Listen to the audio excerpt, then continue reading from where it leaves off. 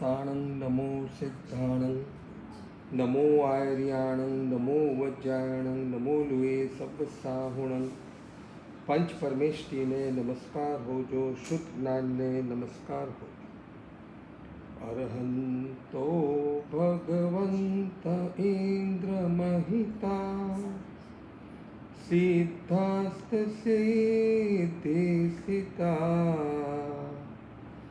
આચાર્યો chin શાસનો નતિ કરા પૂજ્ય ઉપાધ્યાયકા શ્રી સિદ્ધાંત સુપાઠકા મુનિવરા રત્નત્રયારાધકા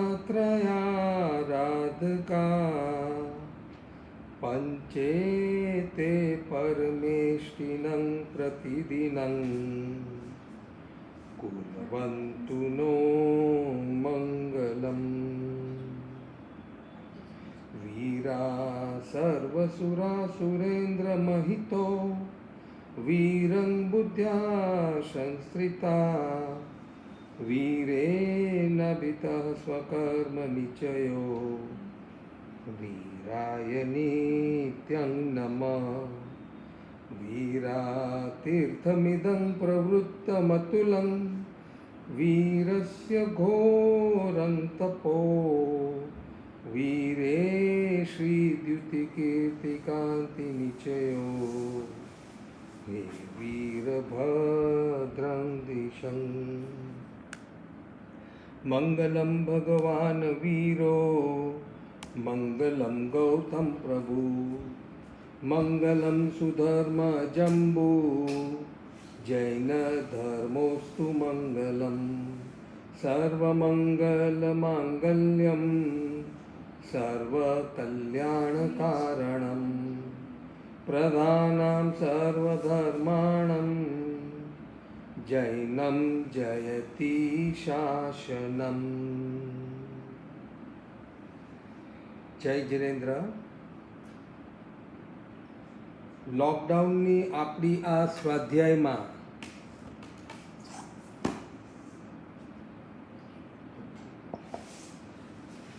આપણે સમ્યક જ્ઞાન અને સમ્યક દર્શનના સ્વરૂપને સમજીને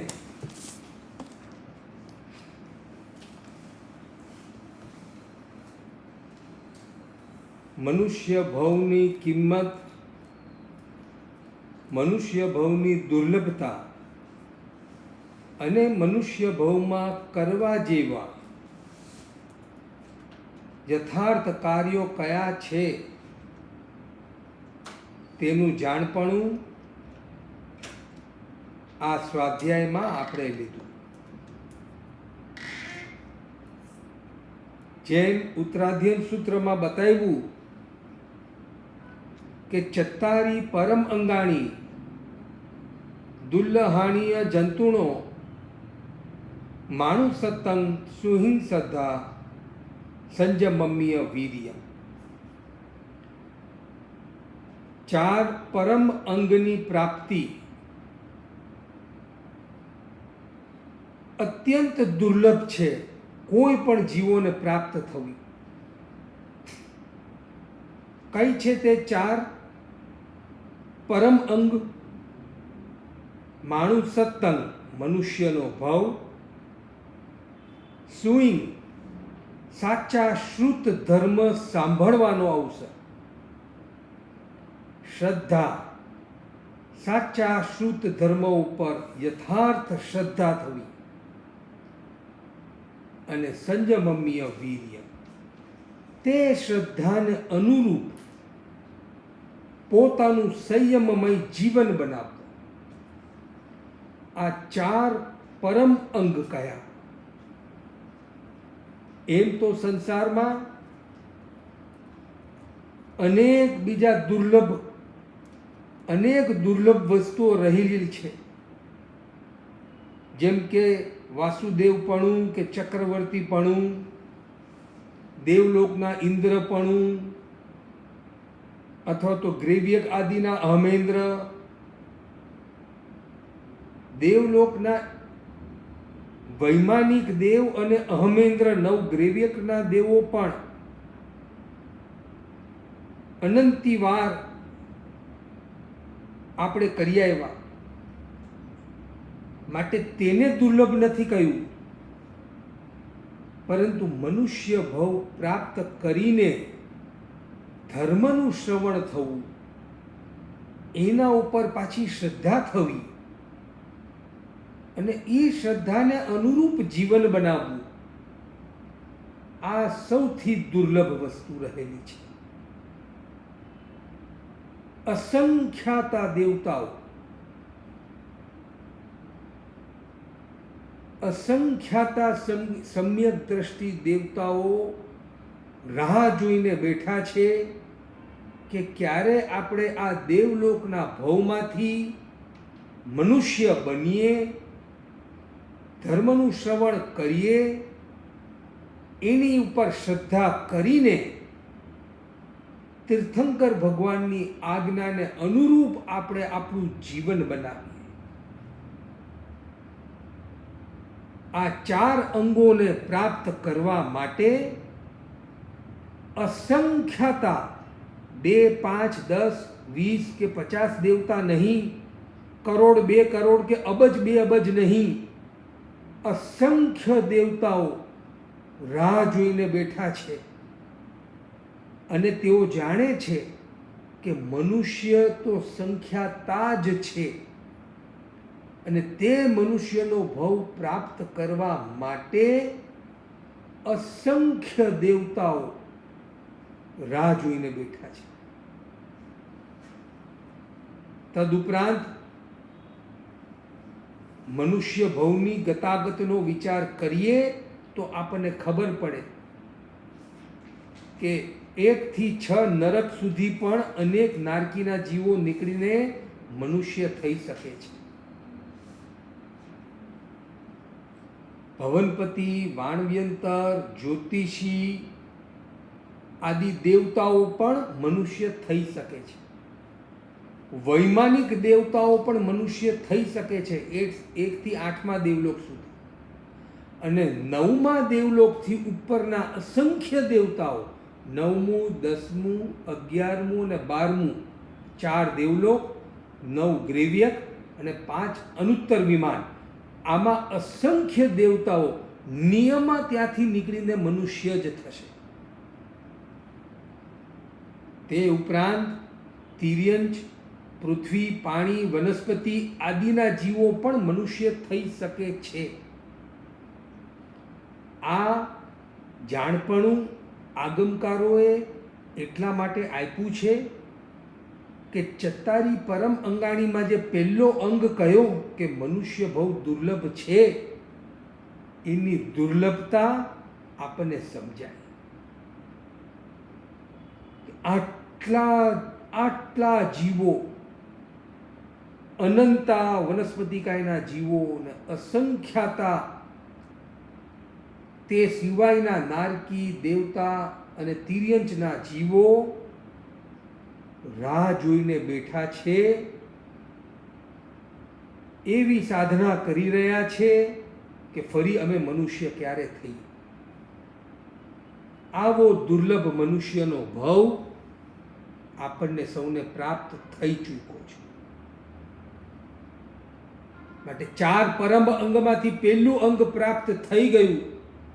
ધર્મનું શ્રવણ પણ અનેક વર્ષોથી કરી રહ્યા છે, પરંતુ ધર્મ ઉપર શ્રદ્ધા કેટલી? અહીંયા જ મોટા ભાગના જીવો અટકી જાય છે. ધર્મનું શ્રવણ કોક વાર કર્યું બી ખરું, 9 તત્વના સ્વરૂપને સમજ્યા, છકાઈના જીવોના સ્વરૂપને સમજ્યા,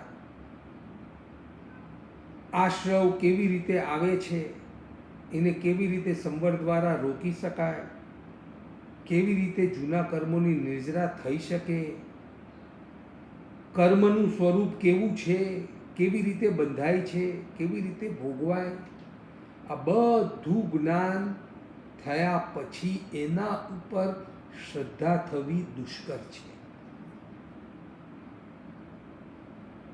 માટે આપણે આ સ્વાધ્યાય દરમિયાન અનેક સાધકોએ આ સાચી શ્રદ્ધાના પ્રત્યાખ્યાન લીધા. અનેક સાધકોએ 12 વ્રત આદિની સાધના પણ કરી. શ્રાવક થયા એટલે પહેલો નિર્ણય શ્રાવકનો, પહેલું મનોરથ આરંભ પરિગ્રહ ઘટાડવાનું, અને બીજું મનોરથ ક્યારે હું વ્રતધાર બનું. આજે આપણે આ બીજા મનોરથને આગળ વધારવાનું છે. હું ક્યારે વ્રતધાર બનું, જેનો અર્થ છે કે હું ક્યારે સાચો સંયમી બનું. આવી અંતરની હરેક સાધકની, હરેક શ્રાવકની અંતરની એક ઈચ્છા હોય, પ્રબળ ઈચ્છા હોય કે ધન્ય હશે એ દિવસ કે જ્યારે હું આ સંસારના બધા જ સંબંધો જે અનિત્ય છે, અશાશ્વત છે, એવા બધા સંબંધોને છોડી આ સંસારની બધી જ આસક્તિઓને તોડી ભગવાનની આજ્ઞાને અનુરૂપ ખંતો દંતો નિરારંભો ક્ષમા સહિત પોતાના વિષયોને બરાબર, દંતો એટલે 5 ઇન્દ્રિયોના વિષયોનું દમન કરી, નિરારંભો 5 મહાવ્રતની મર્યાદા ગ્રહણ કરીને એવી મારી આત્માની સુંદર સાધનાને આરાધના કરી લઉં કે હવે પછી મને ભવિષ્યમાં કોઈ દુર્ગતિ કે કોઈ ભવભ્રમણ બાકી રહે નહીં. શ્રાવકની આ માનસિકતા હોય. માટે હવે આટલા લાંબા કાળની સ્વાધ્યાય બાદ આપણે કઈ કક્ષાએ પહોંચવાનું છે?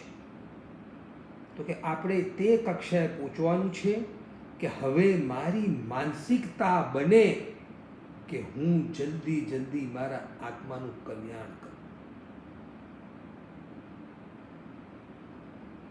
આગમકારોએ કહ્યું છે પોતાના કેવળ જ્ઞાન, કેવળ દર્શનમાં જોઈને કે નવી સુહી દેવતા દેવલોએ, નવી સુહી પુડવી પૈરાયા, નવી સુહી શેઠ સેના વૈય, એ ગંત સુહી મુનિ વીતરાગી. પોતાના કેવળ જ્ઞાન, કેવળ દર્શનમાં જોઈને ભગવાને આ કહ્યું છે કે નવી સુહી દેવતા દેવલો. ભગવાન પ્રત્યક્ષ જોઈ રહ્યા છે અસંખ્યાતા દેવતાઓને. ભવનપતિ, વાણવ્યંતર, જ્યોતિષી અને વૈમાનિક ચારેય પ્રકારના દેવતાઓને પ્રત્યક્ષ જોઈ રહ્યા છે ભગવાન. શું એમની ભૌતિક રીતિ છે, છતાં ભગવાન કહે છે કે નવી સુહી દેવતા દેવલો. દેવલોકના દેવતાઓ પણ વાસ્તવિક સુખી નથી. તેઓ પણ ઈર્ષા, અદેખાય, પરિગ્રહ વૃત્તિ, લોભ વૃત્તિ આદિથી સંકળાયેલા, અત્યંત તૃષ્ણા એનાથી સંકળાયેલા અને જકડાયેલા છે. કોઈ સુખ નથી ત્યાં. નવી સુહી પુડવી પૈરાયા.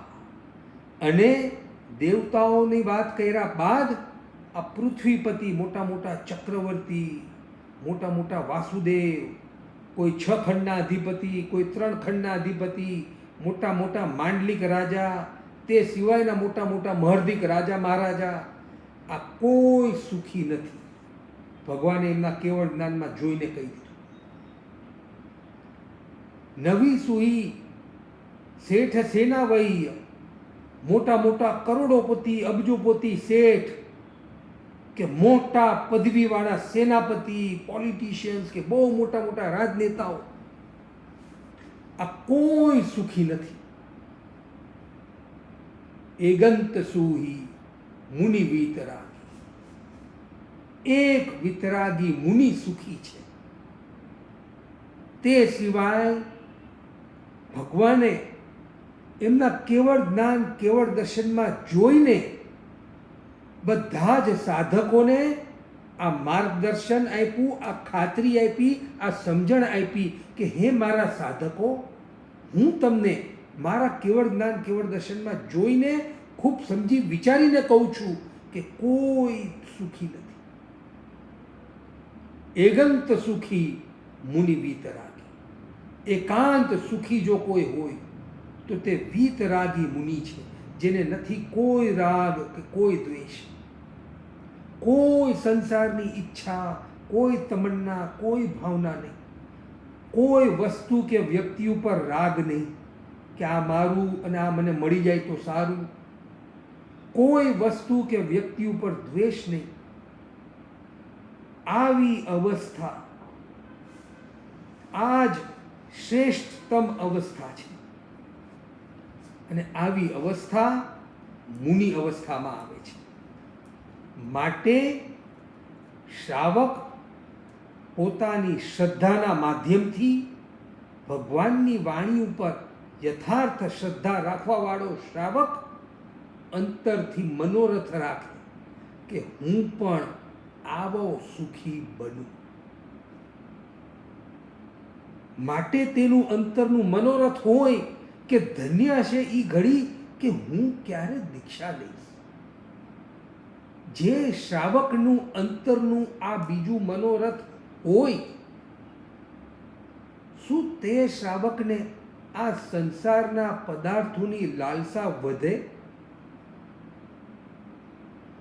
શું તે શ્રાવકને મને આ જલ્દી પ્રાપ્ત થઈ જાય તો સારું, આ પ્રાપ્ત થયું છે તે સુરક્ષિત રહે તો સારું, જેટલું નથી પ્રાપ્ત તે હજી મળે તો સારું, આવી કોઈ લાલસા કે કોઈ ઈચ્છા હવે શ્રાવક વધારે ખરા? આજે આપણે ખરેખર આ ભગવાને બતાવેલા નિશ્ચય ધર્મનો વિચાર કરવાનો છે. વાસ્તવિક આંતરિક દશા આ રહેલી છે. સાધકો, મારા ભગવાન એવું ઈચ્છે છે કે હે મારા સાધક, અગર તું આગાર ધર્મમાં છે એટલે કે શ્રાવક છે તો પણ તું તારી માનસિકતા કેવી બનાવજે તો કે આ 3 મનોરથ તારા જીવનના હોવા જોઈએ. આજે મોટા ભાગના સંસારી જીવોના મનોરથ કંઈ જુદા જ છે.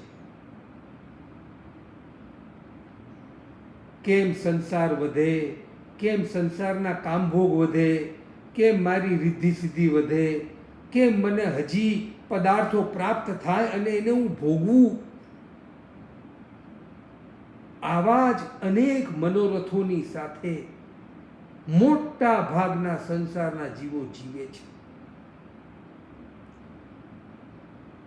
આપણામાં પણ સમજણ નહોતી ત્યાં સુધી આપણા પણ આ જ મનોરથો હતા.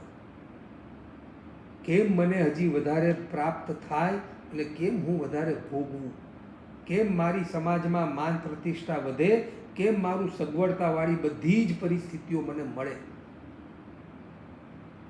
અનુકૂળતાનો રાગ અને પ્રતિકૂળતાનો દ્વેષ આ જ અનાદિકાળથી આપણી આદત છે.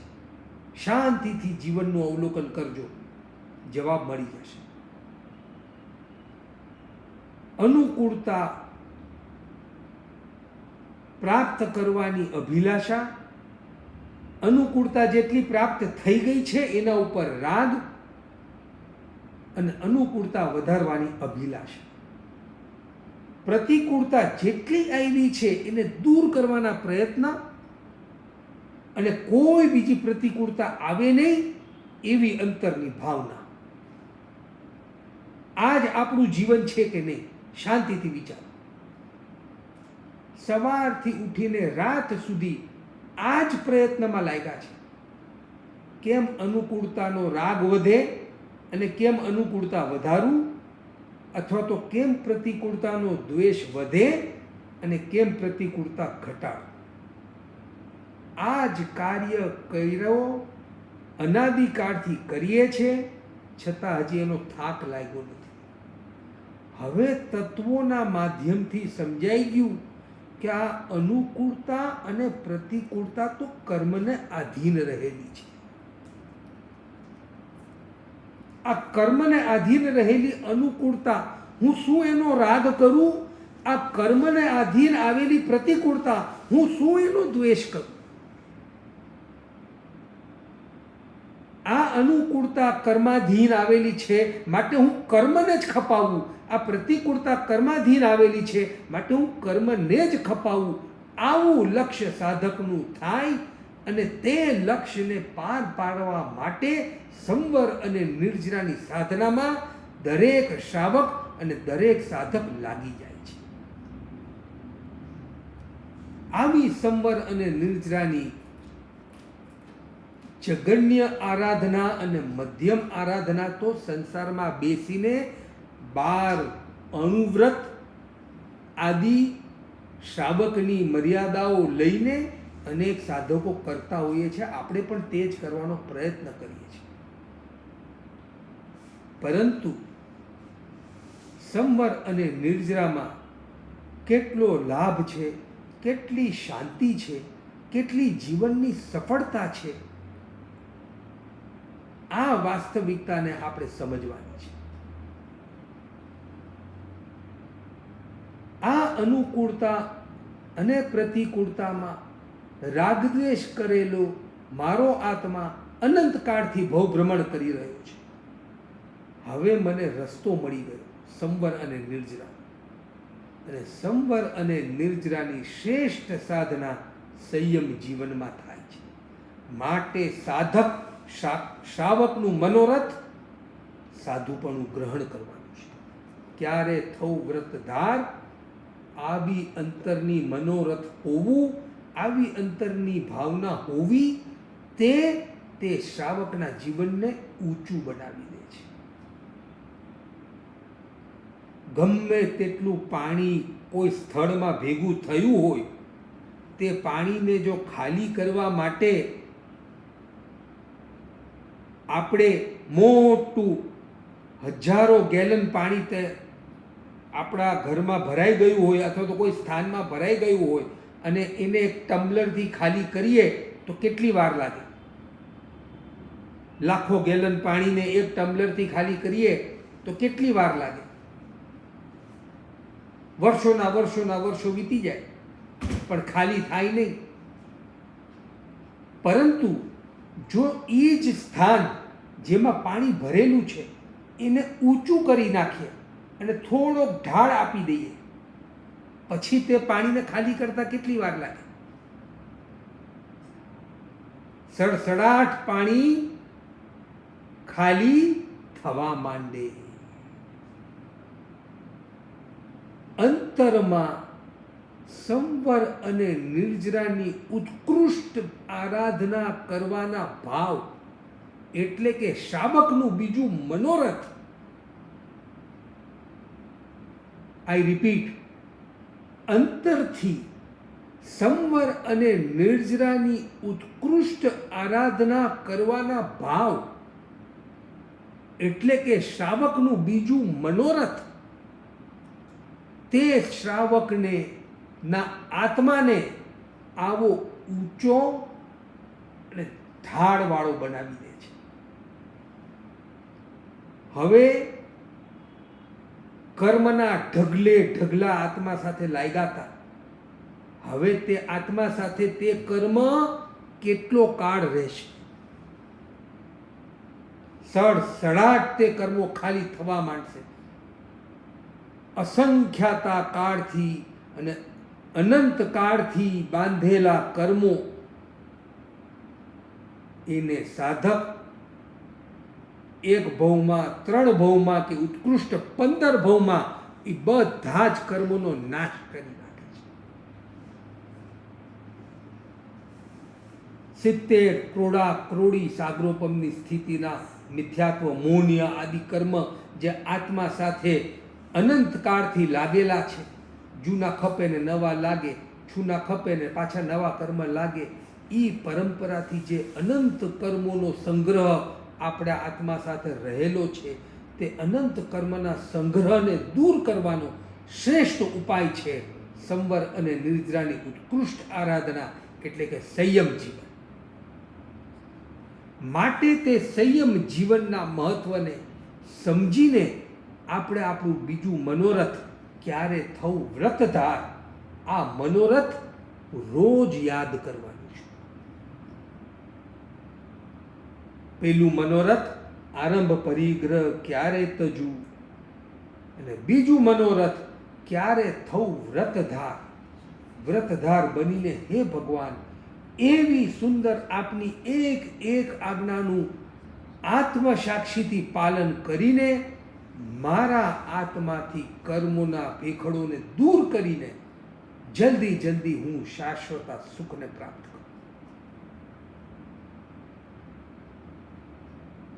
આવી અંતરની મનોદશા શ્રાવકની હોય છે, અને માટે જ શ્રાવકને તીર્થમાં સ્થાન મળ્યું છે. તારે તે તીર્થ ચતુર્વિધ સંઘ સાધુ અને સાધ્વી જેઓ ઉત્કૃષ્ટ સંવર અને નિર્જરાની આરાધના કરી રહ્યા છે, માટે આપણા ગુરુ સ્થાને છે. અને શ્રાવક અને શ્રાવિકા જેઓ ઊંચા અણુવ્રતોનું તો પાલન કરી જ રહ્યા છે, પરંતુ સાથે સાથે મહાવ્રત પ્રાપ્ત કરવાનું મનોરથ રાખી રહ્યા છે. અને એ મનોરથ છે અંતરમાં મહાવ્રતો પ્રત્યે એટલો બધો અહોભાવ, એટલો બધો આદર ભાવ, એટલો બધો તેને પ્રાપ્ત કરવાની અંતરની પોતાની ઈચ્છા છે કે એનું મનોરથ બની જાય છે કે ધન્ય છે એ દિવસ કે હું સંયમ અંગીકાર કરું. આ ભાવોને આપણે ખૂટવાના છે, અને માટે તે સંયમ જીવનને ટકાવવા માટે જગન્ય જ્ઞાન અષ્ટપ્રવચન માતાનું જ્ઞાન છે. તે અષ્ટપ્રવચન માતાનું જ્ઞાન આપણે કરવાનો પ્રયત્ન કરી રહ્યા છીએ. અષ્ટપ્રવચન માતા જે ઉત્તરાધ્યયન સૂત્રનો 24મા અધ્યયનમાં એનો આખો અધિકાર આવે છે, એમાં 5 સમિતિ અને 3 ગુપ્તિનું વર્ણન આપણે જાણવાનું છે. આવશ્યક કાર્યને માટે યત્નપૂર્વક આત્માની સમ્યક પ્રવૃત્તિ, એનું નામ છે સમિતિ. એટલે કે દીક્ષા લીધા પછી, પંચ મહાવ્રતના પ્રત્યાખ્યાન લીધા પછી હવે સાધકે જેટલી પણ આવશ્યક પ્રવૃત્તિઓ કરવાની છે તે કેવી રીતે કરવી એનું જાણપણું આ સમિતિ દ્વારા પ્રાપ્ત થાય છે. આપણે ઈર્યા અને ભાષા આ 2 સમિતિનું વર્ણન જોઈ લીધું. ભાષા સમિતિનું વર્ણન જોયા પછી મને ચોક્કસ શ્રદ્ધા છે કે અનેક સાધકોએ નિર્ણય કર્યો હશે કે હવે આપણે ગમે તેવા કપરા સંજોગો બને, પરંતુ 8 પ્રકારની ભાષા બોલવી નથી. કર્કશ, કઠોર, છેદકારી, ભેદકારી, માર્મિક, મૃષા એટલે કે જુઠ્ઠું, સાબદ્ય એટલે જે ભાષાથી હિંસા થાય. ખુલ્લે મોઢે બોલવું તે પણ સાવધ્યતા જ છે. માટે સંતો હંમેશા યત્ના રાખીને બોલે છે.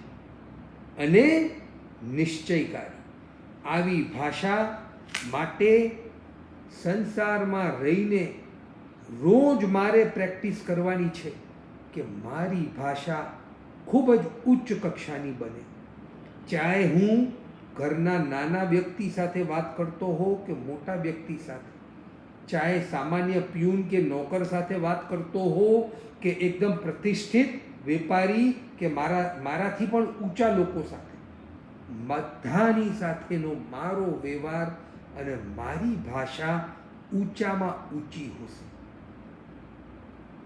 એક શ્રાવક કેવો હોય, 100 જણની વચ્ચે પણ ઊભો રહેલો એક શ્રાવક જ્યારે વચન બોલે કે વાતું કરતો હોય તો અનેકને ખ્યાલ આવી જાય કે અરે આની વાતો, આની ભાષા, આની પ્રકૃતિ બધાથી અલગ છે. શું આપણે બધાથી અલગ આવી રીતે તરી આવીએ છીએ ખરા? આપણે જો શ્રાવકના પદવીમાં આવવું હોય તો આપણી ભાષા આવી ઉચ્ચ કક્ષાની બનાવવી જ પડશે.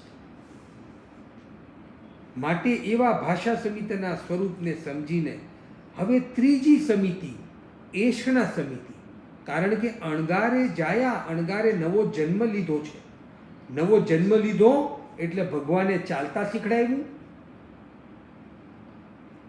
ઈર્યા સમિતિ દ્વારા. નવો જન્મ લીધો એટલે ભગવાને બોલતા શીખડાવ્યું ભાષા સમિતિ દ્વારા. નવો જન્મ થયો સાધકનો એટલે હવે ત્રીજી વસ્તુ ભગવાન શું શીખડાવશે? ખાતા. શું વાત કરો છો ભગવાન? 25 વર્ષના 30 વર્ષના વૈરાગી દીક્ષા લે, હવે ખવાય કેમ એવું તમે શીખડાવશો? તો કે હા, હે મારા સાધક, હવે હું તને સમજાવું છું કેમ ખવાય. એષણા સમિતિ સાંભળો. એષણા સમિતિના પણ 4 ભેદ: દ્રવ્યથી, ક્ષેત્રથી, કાળથી અને ભાવથી. દ્રવ્યથી એષણા 42 પ્રકારના દોષ ટાળીને 16 ઉદ્ગમના, 16 ઉત્પાદનના અને 10 એષણાના અને 96 દોષ ટાળીને નિર્દોષ આહાર, પાણી, વસ્ત્ર, પાત્ર, મકાન આદિ ગ્રહણ કરે. કોઈ પણ પ્રકારનો દોષ સંસારમાં હતા, મને આ નથી ભાવતું, હા મારા માટે ઓલું બનાવજો. આજે રસોઈમાં શું છે? ઓહો, આ મને નહીં ફાવે, મારા માટે જરા ઓલું બનાવજો. કેટલા ખાવાના પ્રોબ્લેમ છે. ઘરના લેડીઝને પૂછો ને તો ખબર પડે. રોજ બિચારાનું એક મોટું ટેન્શન તો હોય કે આજે બનાવવું શું બધા માટે.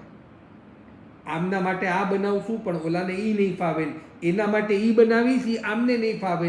એટલે બિચારાને જેટલા વ્યક્તિ એટલી રસોઈ ઘરમાં થઈ ગઈ છે આજકાલ.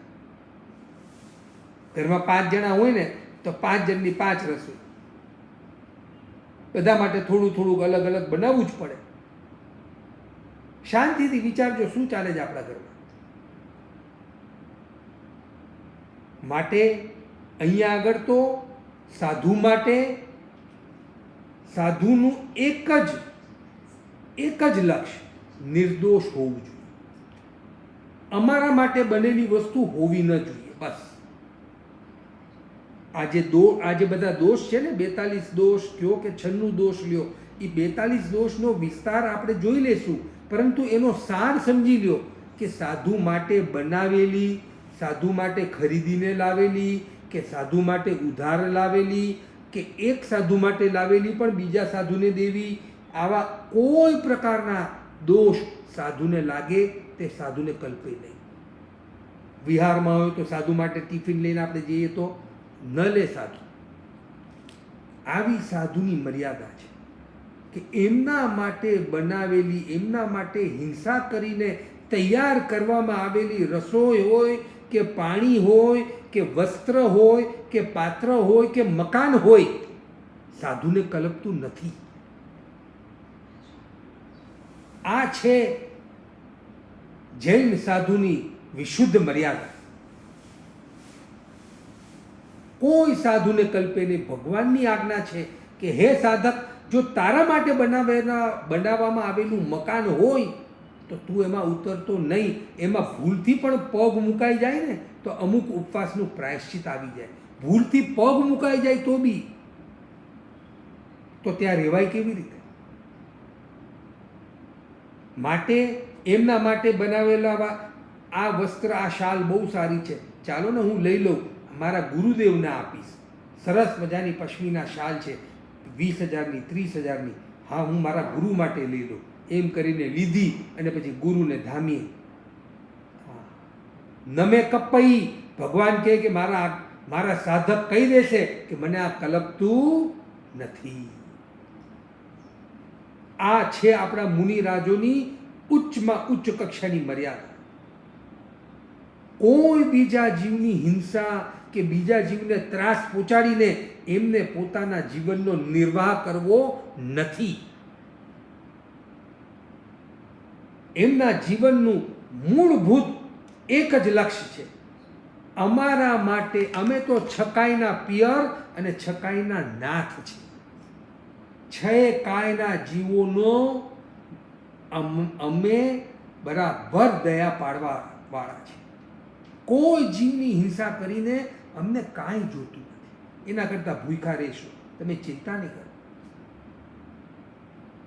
માટે સાધુઓ શ્રાવકોએ જે પોતાના નિમિત્તે હિંસા કરીને રસોઈ કરી છે એમાંથી અતિથિ સંવિભાગ વ્રત, 12મું વ્રત કયું છે આપણું? અતિથિ સંવિભાગ. તિથિ સંવિભાગ નહીં કે કાલે હું તમારા ઘરે આવીશ, પરમ દિવસે તમારા ઘરે આવીશ, ઓલી તારીખે તમારા ઘરે આવીશ. કારણ કે અન્ય ધર્મીના સાધુઓ હોય ને તેઓ તો બુકિંગ કરી નાખે, તમારા ઘરે પગલાં કરવા આ દિવસે આટલા વાગે આવીશ, તમારા ઘરે આહાર કરવા આ દિવસે આટલા વાગે આવીશ. એટલે તમે કરો બધી તૈયારી, આજે મારા ઘરે પધારવાના છે એટલે એમના માટે હિંસા આરામ સમારંભ કરીને રોજ આપણે તો એક રોટલી 2 શાક ને 1 દાળ ખાતા હોય, પણ તે પધારવાના હોય એટલે એ દિવસે એ મેન્યુ હોય તો કે કેટલું મોટું લાંબુ ચોડું મીઠાઈનું મેન્યુ બની જાય, 2 ફરસાણ ને 2 મીઠાઈ ને આજે મારા ઘરે પધારવાના છે.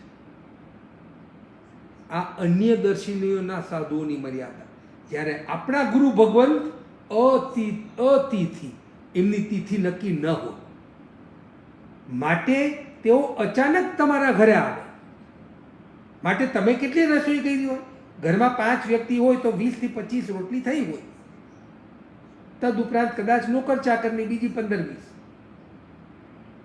આ રીતની રસોઈ થયેલી હોય, 5 કે 6 વ્યક્તિ માટે જે રસોઈ થઈ છે તેમાં સાધુ અતિથિ અચાનક આવે અને જો તમે સુસ્તા નિર્દોષ આહાર પાણી હોય, તમે બોરાવા માટે બી સુસ્તા હો, તો તમારા હાથે 1 કે 2 કે 3 રોટલી લઈ લે, જેથી કરીને તે રોટલી લે, થોડુંક શાક, થોડીક દાળ, થોડાક ભાત, થોડુંક જે બધું થોડું થોડું લે પોતાના પાત્રમાં અને ત્યાંથી રવાના. પાછળ તમારે નવી રસોઈ કરવી ન પડે એનો વિવેક રાખે. એટલું જ લે કે પાછળ તમારે નવી રસોઈ ન કરવી પડે. અને ભૂલે ચૂકે શ્રાવક જો પોતાના અહોભાવથી થોડુંક વધારે વોરાવી લે તો શ્રાવક પણ સમજે કે મેં વધારે વોરાવી લીધું છે, પરંતુ મારે નવી હિંસા પાછી નથી કરવાની. મેં કદાચ 4 રોટલી વધારે વોરાવી દીધી તો આજે જે હું 4 રોટલી ખાવાનો હતો હું 2 જ ખાઈશ, પણ નવી હિંસા નહીં કરું. આ છે સાધુની મર્યાદા, આ છે શ્રાવકની મર્યાદા. અને માટે જ શ્રાવક જ્યારે સાધુ સાધ્વીને સુસ્તા નિર્દોષ આહાર પાણી વોરાવે છે ત્યારે તેને તે અન્ન પુણ્યનું લાભ નથી, એ અન્નનું દાન નથી. અન્નનું દાન તો એને કહેવાય જે આપણે ગરીબોને, ભિખારીઓને બ્રેડ કે રોટલી કે અન્ન રસોડામાં બનાવીને દાતાઓને આપીએ, એને અન્ન પુણ્ય કહેવાય. એનાથી પણ પુણ્ય પ્રાપ્ત થાય. પરંતુ તથારૂપના અણગારને સુસ્તા નિર્દોષ આહાર પાણી વોરાવા, ઓહો, તે તો અનંત નિર્જરાનું કારણ અને અનંત શુભ પુણ્યવાણી બંધનું કારણ છે. આગમમાં સુખ વિપાક સૂત્ર, આખા સુખ વિપાક સૂત્રની રચના થઈ, જેમાં સુબહુ કુમાર આદિ અનેક સાધકોનું વર્ણન છે. અને તે સાધકોએ કઈ રીતે સાધના અને કઈ રીતે સમ્યક દર્શન પ્રાપ્ત થયું તો કે તથારૂપના અણગારને સુસ્તા નિર્દોષ આહાર પાણી વોરાવ્યા, અહોભાવથી વોરાવ્યા. અને એવા ત્યારે તો સુઘોષ અણગાર આદિ માંસ ખમણના પારણે માંસ ખમણ કરતા. અને એમને જ્યારે સુબાહુ કુમારે આગલા ભવમાં સુસ્તા નિર્દોષ આહાર પાણી વોરાવ્યા તો દેવ દુદુંબી વાજા વાવ્યા. સોના મોહરોની વૃષ્ટિ ને ચાંદીની વૃષ્ટિ ને ઓહો, અહો દાનમ ની ઘોષણા થઈ. આ આગળના મૂળ પાઠમાં વર્ણન છે સુખ વિપાક સૂત્ર. આવા ભાવથી સાધુ સુસ્તા નિર્દોષ આહાર પાણી લે અને શ્રાવકો સુસ્તા નિર્દોષ આહાર પાણી બોરાવે છે. માટે આ એષણા સમિતિની મર્યાદા આપણે સમજવાની છે. કોઈ પણ સાધુને દોષ લાગે એવું કાંઈ બોરાવું નહીં. ખબર પડી ગઈ કે આપણે ત્યાં સાધુ સાધ્વી ઉપાસે, હવે તો ચાતુર્માસ નજીક છે, 4 જુલાઈથી ચાતુર્માસ બેસે છે. ખબર પડે કે આપણા ક્ષેત્રમાં સાધુ સાધ્વી છે તો એમના નિમિત્તે કંઈ બનાવવું નહીં અને ભાવના રોજ અંતરથી ભાવવી કે આજે મને લાભ મળે તો સારું, હું આ નિર્દોષ આહાર પાણી એમને બોરાવી દઉં. માટે એષણા સમિતિ દ્રવ્યથી કોઈ પણ 42 કે 96 દોષ ટાળીને નિર્દોષ આહાર પાણી ગ્રહણ કરે. વસ્ત્ર પાત્ર મકાન આદિ પણ નિર્દોષ ગ્રહણ કરે. ક્ષેત્રથી 2 ગાંવ ઉપરાંત જઈને આહાર પાણી ન ભોગવે. 2 ગાંવ એટલે એપ્રોક્સિમેટલી 7 કિલોમીટર્સ થાય. ક્ષેત્રથી સાધુ ભલે એક ક્ષેત્રથી બીજા ક્ષેત્રમાં વિહાર કરીને જતા હોય, પરંતુ એક ક્ષેત્રમાં લીધેલો આવા આહાર કે પાણી 2 ગાંવથી વધારે દૂર લઈ જઈ શકે નહીં. આ તો એમની થઈ ક્ષેત્રની મર્યાદા. કાળથી પહેલા પ્રહરના આહાર પાણીને ચોથા પ્રહરમાં ભોગવી શકે નહીં. કેવી ઊંચી મર્યાદા છે. કાળથી પહેલા પ્રહરની એટલે કે પહેલી પોળશી આવે એ પહેલાં લાવેલો આહાર ચોથી પોળશી આવે દિવસની તે પહેલાં વાપરી લેવાની. એટલો પણ સંગ્રહ નહીં કે સવારના 8 કે 9 વાગે ગોચરીમાં લાવેલો આહાર સાંજે 5 વાગે ખાશું, નહીં, નોટ અલાઉડ. આટલો સંગ્રહ પણ અલાઉડ નથી તો ઓવરનાઇટ તો ક્યાંથી રખાય? ભગવાને થોડીક દયા રાખી હોત તો જરાક ખાખરા અને થેપલા અને સૂકો નાસ્તો અમને રાતના રાખવા દીધો હોત. બીજે દિવસે મુંબઈમાં તો કેટલો વરસાદ પડે છે, ગોચરીના કંઈ ઠેકાણા ખરા? હવે અમને કાલે પારણું આદિ હોય, અમારી સાથે મોટા સંતો હોય, ભગવાને એક આટલી દયા રાખી હોત કે ખાખરા ને થેપલા છૂટ છે, બીજી વસ્તુ શાક ને રોટલી નહીં રાખતા, ખાખરા ને થેપલા રાખી શકો, એટલું રાખવા દીધું હોતું ને ભગવાને તો અમને કેટલી શાંતિ થઈ ગઈ. ભગવાને તો એટલી દયા ન રાખી અમારા પર. આવું સાધકો વિચારતા નથી.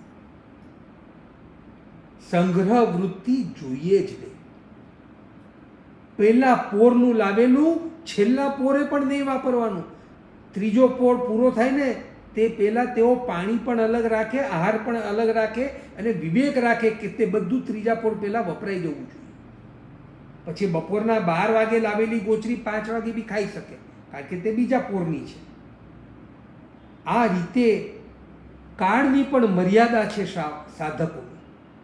બિલકુલ સંગ્રહ વૃત્તિ નહીં. કાલે શું ખાશું આવી કોઈ ચિંતા નહીં.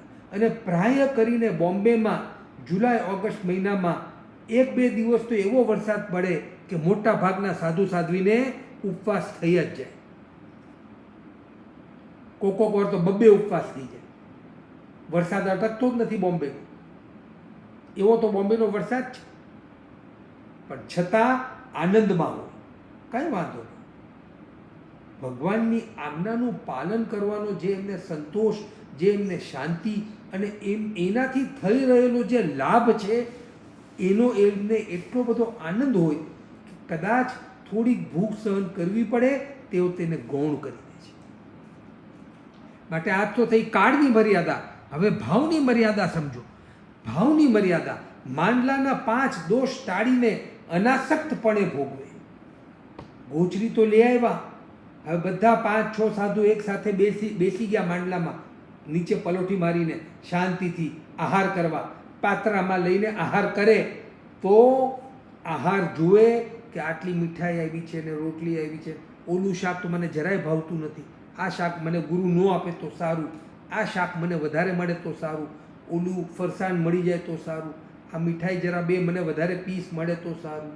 આવા કોઈ ભાવ લાવવાના નથી. માટે માંડલાના દોષ કયા હોય તો કે સંયોગ, સ્વાદ ખાતર એક બીજી વસ્તુ ભેળવે અને ખાય. આમ રોટલી લે ને એમાં અથાણું લે અને ખાય, એમ સ્વાદ માટે 2-3 વસ્તુ મિક્સ ન કરે, એને સંયોગ દોષ કહેવાય. પરિમાણ, ભૂખથી વધુ ખાય. આજે તો બહુ ભાવથી ગોચરી આવી છે, માટે ભૂખ ભલે આટલી છે પણ લાવ થોડુંક વધારે ખાઈ લો, કાલે પાછી મળશે કે નહીં કોને ખબર. એવું પણ ન કરે. અંગાલ, વખાણ કરી કરીને ન ખાય. હા, આજે કોના ઘરેથી ગોચરી આવી છે, આજે તો બહુ મજા આવી ગઈ, શું સ્વાદ છે. આમ વખાણ કરતા જાય ને ખાતા જાય. આવું સાધુ ન કરે. ધૂમ, માટે વખોડીને ખાય કે કેવી રસોઈ છે, કેવું શાક છે, મીઠા વગરની રસોઈ, આ કોના ઘરની લાવ્યા છે. અને કારણ, વિના કારણ ખાય નહીં, ભૂખ વગર ખાય નહીં. માટે આ 5 દોષ તો જમતી વખતના છે.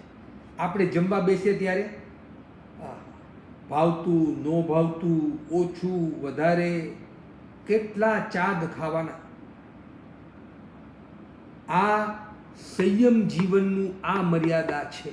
આ મર્યાદાની નજીક આપણે પહોંચવાનું છે. માટે જમતા બેસ્યા હોય, કાલથી બધા નક્કી કરજો. બેનો પૂછશે કાલે શું ફાવશે. હવે તો વીકેન્ડ આવી રહ્યો છે, એમાં વરસાદ. બેનો પૂછશે કાલે શું ચાલશે. ભાઈઓનો એક જ જવાબ, જે તમને સુખ ઉપજે એમ કરજો. આખા ઘરના 5 જુદા જુદા મેન્યુ કેન્સલ, એક જ મેન્યુ રાખો. નો ભાવતી વસ્તુ આવશે, શાંતિથી વાપરી લઈશ, કંઈ વાંધો નહીં. ભાવતી વસ્તુ પણ કદાચ બનશે, મારે નોર્મલ જ ખાવી છે, ભાવતી છે એટલે વધારે ખાવી નથી. આવું બધું કરી શકશું. ઓહો, હવે તમે આવું બધું કરવાનું કહેશો ને તો એના કરતાં આપણે આપણી વાંચણી બંધ કરો ભાઈ, અમને શાંતિથી ખાવા દો. આવા ભાવ કદાચ આવી જશે. પરંતુ આમ બી હવે આપણે નજીક જ પહોંચી રહ્યા છે, એટલે હું છેલ્લે કસ કાઢી લઉં છું. આપણે હવે લોકડાઉન ખતમ થવાની નજીક પહોંચી રહ્યા છે. લગભગ આજની સેકન્ડ લાસ્ટ વાંચણી છે, મંડેની લગભગ લાસ્ટ વાંચણી થશે. માટે આપણે આ એષણા સમિતિના દોષને સમજી લેવાનું છે કે એષણા સમિતિની કેવી ઊંચી મર્યાદા હોય આપણા સાધુ સાધ્વીની. આ છે એષણા સમિતિ. બોલો, આટલી કાળજીથી ખાય. એષણાના 3 પ્રકાર, કે ગ્રહણ કરતી વખતે બી કેટલું ધ્યાન રાખવાનું, ઘરમાં જતી વખતનું ધ્યાન, ગ્રહણ કરતી વખતે ધ્યાન, અને પાછા લાવતી વખતનો ઉપયોગ. આ બધું ભગવાને મર્યાદા દશવૈકારિક સૂત્રમાં આદિ અનેક આગમોમાં કેવી રીતે સુસ્તા નિર્દોષ આહાર પાણી લાવવા આની મર્યાદા બતાવી છે. આપણી શું ફરજ છે, આપણી પહેલાં પણ વાત થઈ ગઈ છે. દરેક જૈનોના ઘરમાં સુસ્તા નિર્દોષ આહાર પાણી મળવા જ જોઈએ. અને દરેક ઘરના મેમ્બરને ગમે તેટલા, ભલે ઘરના નાના હોય કે મોટા હોય, સુસ્તું અસુસ્તું શું કહેવાય આનો વિવેક હોવો જોઈએ. આવી એષણા સમિતિ છે. ત્યારબાદ ચોથી સમિતિ આદાન ભણબત નિખેવણિયા સમિતિ. મુનિઓના ઉપકરણ આદિનો પણ મર્યાદા હોય છે. આ ચોથી સમિતિ શેની છે? કેટલા ઉપકરણ રાખવા. હવે વિચાર કરો કે આપણે પણ જીવન જીવી રહ્યા છે, આપણી પાસે કેટલા ઉપકરણ, કેટલા જોડી કપડાં આપણી પાસે. પ્રાય કરીને કોઈની પાસે એક્ઝેક્ટ નંબર નહીં હોય. મેં આ હોમવર્ક પહેલાં બી આપ્યું હતું, ચેક કરો. આજે હું કહું કે ચલો તમારી પાસે કેટલા ભાઈઓને કેટલા પેન્ટ ને કેટલા શર્ટ, સંખ્યા લખીને બતાવો, એક્ઝેક્ટ હોવી જોઈએ. કોઈનો જવાબ સાચો નહીં આવે. કેટલા ઉપકરણ છે આપણી પાસે, અને એની કોઈ સીમા કે કોઈ મર્યાદા રાખતા નથી. જેટલા છે ને એટલાની આદત પડી જાય અને પાછું કંઈક નવી અનુકૂળતાવાળું ઉપકરણ જોઈએ તો એને પ્રાપ્ત કરવાનું મન થઈ જાય. આ આપણી માનસિકતા. જ્યારે મારા ગુરુ ભગવંતોની માનસિકતા મુનિઓના ઉપકરણ આ પ્રકારે, મુનિઓના ઉપકરણ કયા હોય તો કે એક મુપતિ, ગુચ્છો, રજોરણ. આ બધા નામ ગુચ્છો ને રજોરણ કેટલા જણે પહેલી વાર સાંભળ્યું? આજે ઘણા યંગસ્ટર્સે પહેલી વાર સાંભળ્યું છે. અચ્છા ઓલી લાકડી, અચ્છા ઓલું ઝાડું, એના જેવું કંઈક. હા, કઈ વાંધો નહીં, આજે તો સાંભળ્યું. ઓલું જે નાનું હોય ને કંઈક આમ એને રજોરણ, એને ગુચ્છો કહેવાય. અને ઓલું જે મોટી દાંડીવાળું હોય ને એને કહેવાય રજોહરા.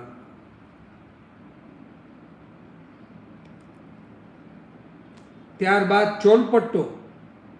ઓલરાઈટ, ચોલપટ્ટો એટલે શું તો કે ચોલપટ્ટો નહીં, લુંગી જેવું કંઈક હોય ને એને ચોલપટ્ટો કહેવાય. પ્રાય કરીને આવા કોઈ ઉપકરણોના નામ આજના જનરેશને સાંભળ્યા જ ન હોય. ત્યારબાદ પછેડી એટલે ઉપર ઓઢવાનું, તેને પછેડી કહેવાય. સાધુ 3 પછેડી રાખે અને સાધ્વી 4 રાખી શકે. ત્યારબાદ 3 પ્રકારના પાત્ર રાખી શકાય, કાં તો કાષ્ટ એટલે કે લાકડા, કાં તો તુંબા અને કાં તો માટી. આ 3 જ પ્રકારના પાત્ર સાધુને રાખવા કલ્પે. આ 3 સિવાયના પાત્ર સાધુ રાખી શકે નહીં. પ્લાસ્ટિક આદિ સાધુને માટે મર્યાદા આગમકારોએ બતાડી નથી.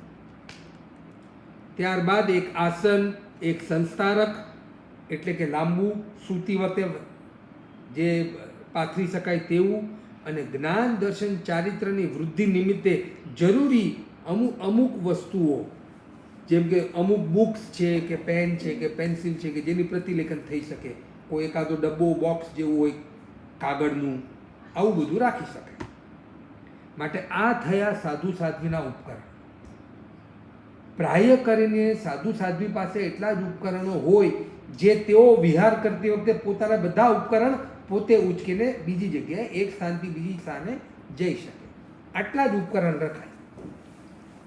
સાધુ માટે 72 હાથ અને સાધ્વી માટે 96 હાથ. આટલું જ કાપડ તેઓ રાખી શકે. અને આપણા જીવનમાં કપડાની કોઈ મર્યાદા ખરી?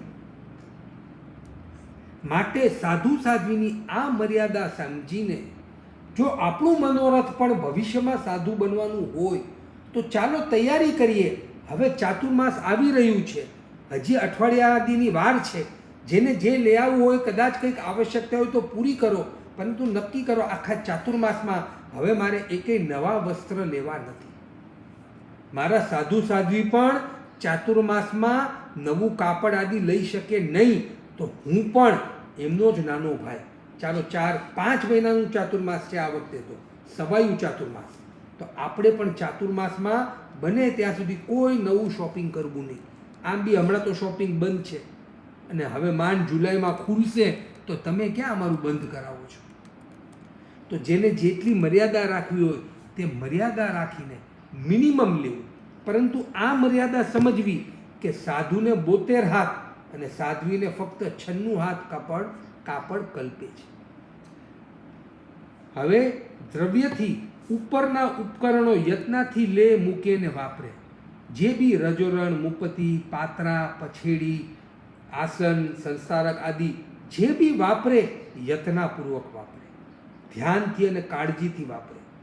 આમ વસ્તુ હાથમાં હોય તો આમ ઘા કરી નીચે મૂકે નહીં, નીચે વળીને નીચે યત્નાથી મૂકે કે કોઈ જીવ આદિની અયત્ના ન થઈ જાય. આ રીતે આ ઉપકરણોને યત્નાપૂર્વક વાપરે, ક્ષેત્રથી વ્યવસ્થિત રાખે, જ્યાં ત્યાં વેર વિખેર ન રાખે. આજે ઘરમાં એક તો આપણી પાસે વસ્તુ અને ઉપકરણ ખૂબ અધિક માત્રામાં અને પ્રાય કરીને બધું વેર વિખેર પડ્યું હોય. એમાં છોકરાઓના રૂમમાં તો મોટાઓએ જવું જ નહીં. મોટામાં મોટો પ્રોબ્લેમ છોકરાઓના રૂમમાં જઈએ એટલે બધું વ્યવસ્થિત પડ્યું હોય ને, તો કે ના રે ના, એ જ તો મોટામાં મોટો પ્રોબ્લેમ છે. માટે વ્યવસ્થિત રાખે, જ્યાં ત્યાં વેર વિખેર ન રખાય. કાળથી બંને વખત એટલે કે સવાર સાંજ પ્રતિલેખન અને પૂંજે. કારણ કે પોતાની જેટલી ઉપકરણ છે એને સવાર સાંજ પ્રતિલેખન કરી લે કે કોઈ જીવની અયત્ના એમાં થાય નહીં. અને ભાવથી મમતા રહિત સંયમના સાધન સમજીને ભોગવે. કોઈ મમત્વ ન હોય એના ઉપકરણનું. આ મારું પાતળું ને મારું રજોરણ ને મારું પતળું ને મારું આ ને એ કોઈ મમત્વ ન હોય. આ તો બધા મારા સંયમના સાધનો છે. આમાં મમત્વ શું રાખવાનું? આ તો મારા સંયમને નિર્દોષ પાડી શકું, ભગવાનની આજ્ઞાને અનુરૂપ હું જીવન જીવી શકું એના માટેના સાધનો છે. એક સાધન ખૂટશે તો બીજું સાધન જ્યાં સુસ્તા નિર્દોષ મળશે ત્યાંથી લઈ આવશું. કોઈ એને એના પર મમત્વ ન હોય. આ મારી પછડી છે તો હું બીજાને ન આપું, આ મારી શાલ છે તો હું બીજાને ન આપું, આવા કોઈ મનના ભાવ ન હોય. બોલો આ કેટલી ઊંચી વાત છે. મમત્વ રહિત તમારો ડ્રેસ, આપણું એક ઉપકરણ, એક ડ્રેસ કે એક પર્સ કે એક વસ્તુ કોકે માંગી લીધી હોય, નાની બેનની મોટી બેને, દેરાણીનું જેઠાણીએ, એક ભાઈનું બીજા ભાઈએ માંગ્યું હોય તો દેવાનું મન થાય. અને દઈ બી દીધું તો કેટલું ધ્યાન રાખીએ પાછું આવી ગયું કે નહીં, બગડી ન જાય, તૂટી ન જાય, ડાઘ ન લાગી જાય. સાચવીને વાપરજે ભાઈ, કારણ કે મને આ બધા જ ઉપકરણો ઉપર શું છે? મમત્વ ભાવ છે. આ મમત્વ ભાવને ઘટાડવાનું છે. આપણે શા માટે આ સમિતિ ગુપ્તીનું જ્ઞાન કરીએ છીએ? કારણ કે ભગવાન એવું ઈચ્છે છે કે મારા સાધકો જેવું તમને આત્માનું, કર્મનું અને મોક્ષનું જ્ઞાન થાય અને મોક્ષ પ્રાપ્ત કરવાની ઈચ્છા થાય તો જ્ઞાનસ્ય ફલમ વીરતિ.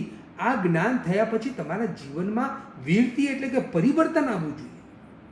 જો જીવનમાં કોઈ પરિવર્તન જ નથી, બસ ખાલી જ્ઞાનની વાતો કર્યા કરો, જ્ઞાનની વાતો કર્યા કરવાથી મોક્ષ મળતો નથી.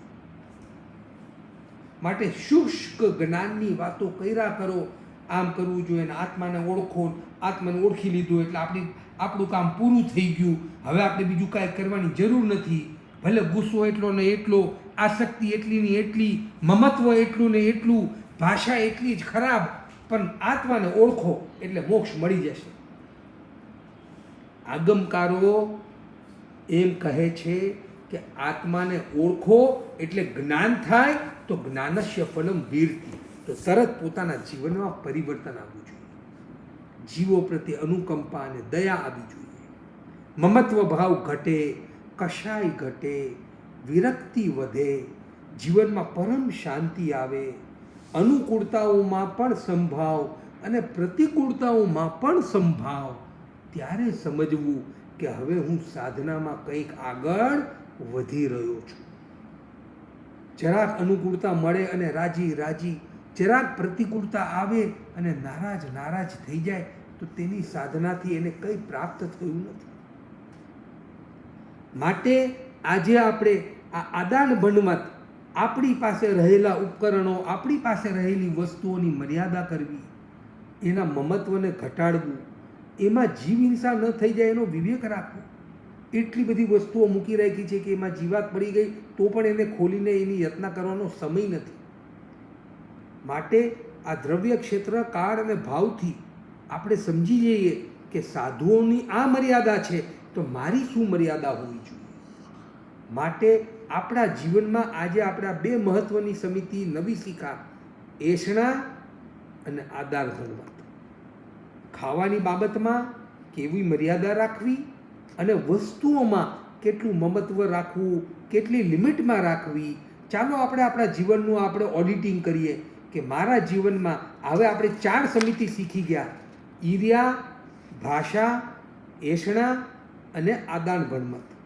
આપણા રોજિંદા જીવનમાં આપણે ચાલીએ ક્યાં તો ટ્રાવેલિંગ કરીએ તો ઓછી હિંસાથી કેમ થાય, બોલીએ તો કેવી મીઠાશવાળી ભાષા રહે, ખાઈએ તો કોઈ પણ પ્રકારની કેમ ઓછી હિંસાથી, મારે લીધે ઘરનાને કે પરિવારને કોઈ તકલીફ નહીં, કોઈ પણ પ્રકારનું મારા ઘરમાં સુસ્તા નિર્દોષ આહાર પાણી રહે અને હું ખાવાની બાબતમાં આજે બહુ ભાવ્યું ને આજે જરાય ન ભાવ્યું, ખાવાની બાબતના કંકાસ મારા ઘરમાં બંધ. અને એષણા આદાન ભણમત, હવે કોઈ વસ્તુ કે સામગ્રી માટે હુંસા તુસી ને બોલાચાલી મારે કરવી નથી. આ રીતના ભાવ શ્રાવક પણ પોતાના જીવનમાં લાવવાનો પ્રયત્ન કરશે તો એ એક દિવસ સાધુની મર્યાદા ગ્રહણ કરી શકશે. બોલો, આપણા જીવનમાં આ પરિવર્તન લાવી શકાય કે નહીં? ભાષાનું પરિવર્તન લાવી શકાય, એષણાનું પરિવર્તન લાવી શકાય, વસ્તુઓનું પરિવર્તન લાવી શકાય, જરૂર લાવી શકાય. ચાલો નક્કી કરીએ, ચાતુર્માસ આવી રહ્યું છે, આપણે પણ આપણી સાધના વધારવાની છે. માટે આપણે સૌ આવી સુંદર આરાધના, આ 4 સમિતિના સ્વરૂપને જાણી લીધું. સોમવારે આ 5મી સમિતિ અને 3 ગુપ્તિના સ્વરૂપને જાણીને આપણે આપણી આ સ્વાધ્યાયમાં સાધુપણાના નિયમો અને સાધુપણું લેવા માટેનું જે જગન્ય જ્ઞાન છે તે જગન્ય જ્ઞાનનું જાણપણું કરીને આપણે આપણા બીજા મનોરથને સાર્થક કરીએ અને બીજા મનોરથને રોજ ભાવવાના ભાવ રાખીએ કે કેમ ક્યારે મારા જીવનમાં આરંભ પરિગ્રહ ઘટે એ પહેલું મનોરથ, અને ક્યારે હું વ્રતધાર બનું આ બીજું મનોરથ, અને આ 2 મનોરથની સાથે ત્રીજું મનોરથ, અંત સમય આ લોયણા કરું સંથારો સાર. આવા 3 મનોરથને આપણા જીવનનું અંગ બનાવીને એવી સુંદર સાધના આરાધના આપણે સૌ કરીએ કે આપણો આ મનુષ્ય ભવ ખરેખર સફળ બની જાય. આવી ભાવનાથી આપણે આ સ્વાધ્યાય કરી રહ્યા છે. જે ભાગ્યશાળી સાધક આવી સાધના કરીને પોતાના જીવનને પવિત્ર બનાવશે તેનો મનુષ્ય ભવ સફળ થશે. જય શ્રી જંગ વાય ધંગ વચ્ચા મેલિયંગ હિણ કરંગ અચ્છા કરંગ પાય હિણંગ વિનય હિણંગ જોગ હિણંગ ભૂષણંગ છોટું જનંગ જોટું પડી છિણંગ અકાલે કૌ સજાય કાલે ન કૌ સજાય અસજ્જંગ સજાય સજ્જંગ ને સજ્જંગ ભણતા ગણતા ચિંતવતા નાનના 14 થી 4 માં કોઈ પણ પાપદોષ લાગ્યો હોય તો અનંત સિદ્ધ કેવલી ભગવંતની સાક્ષ્ય કરી તસ્મિત છામિ દુઃખ. જે આજ્ઞાથી ઓછું અધિક કે વિપરીત જાણતા કે અજાણતા કંઈ પણ પ્રવૃત્તિ ન થઈ હોય તો અનંત સિદ્ધ કેવલી ભગવંત આપની સાક્ષ્ય કરી તસ્મિત છામિ દુઃખ. તમેવ સચ્ચમ નિશંકં જંગ જીણેન ભવે. બોલવામાં કોઈનો પણ અભિનય અશાત ન થયો હોય તો સૌને ખમાવું છું.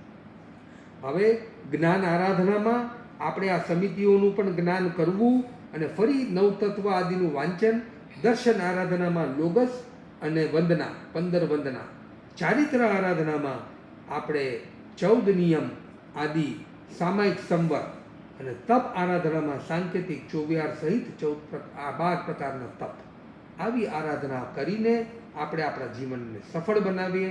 હવે મંગલ પાઠ, ત્યારબાદ પ્રશ્નોત્તર. ગુરુ ભગવંતોની આજ્ઞાથી ચતારી મંગલમ અરહંતા મંગલમ સિદ્ધા મંગલમ સાહુ મંગલમ કેવલી બનતો ધમો મંગલમ. ચતારી લુગતમાં અરહંતા લુગતમાં સિદ્ધા લુગતમાં સાહુ લુગતમાં કેવલી બનતો ધમો લુગતમાં. ચતારી શરણં ભોજામી અરહંતા શરણં ભોજામી સિદ્ધા શરણં ભોજામી સાહુ શરણં ભોજામી કેવલી બનતો ધમો શરણં ભોજામી. 4 શરણા 4 મંગલિક 4 ઉત્તમ કરે જે ભવસાગરમાં ન ડૂબે તે.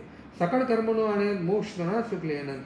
ભાવ ધરીને જે ગુણ ગાય તે જીવ તરી મોક્ષે જાય. સંસારમાં હી શરણાચાર અવશરણે કોઈ, જે નર નારી આદરે અક્ષય અવિચળ પદ હોય. બોલો મહાવીર સ્વામી ભગવાન કી જય. જય જય જિનેન્દ્ર. દીપિકાબેન આપને અનમ્યુટ કર્યા છે.